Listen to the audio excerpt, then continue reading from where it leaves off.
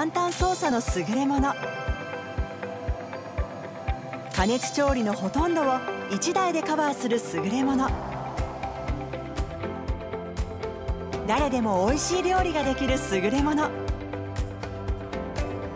それはスチームコンベクションオーブンです。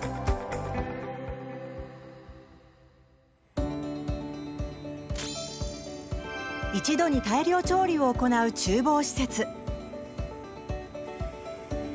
そこで求められるものは、誰でも同じ美味しい料理を提供し続けられること。大量調理を短時間で効率的に行うこと。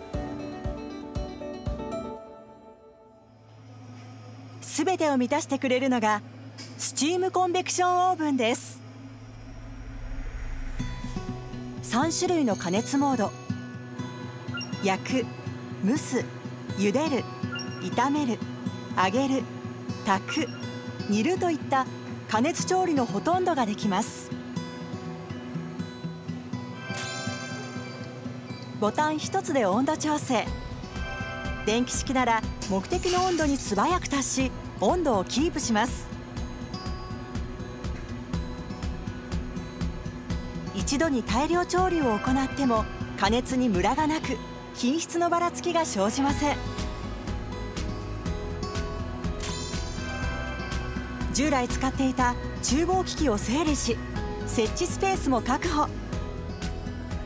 調理をマニュアル化することで、誰でも同じ美味しい味を提供し続けることができます。一度に調理できる量は100人分以上。お手入れも簡単。ボタン1つ。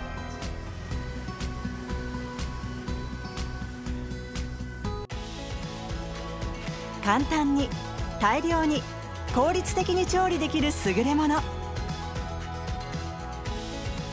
これからの厨房にはスチームコンベクションオーブン。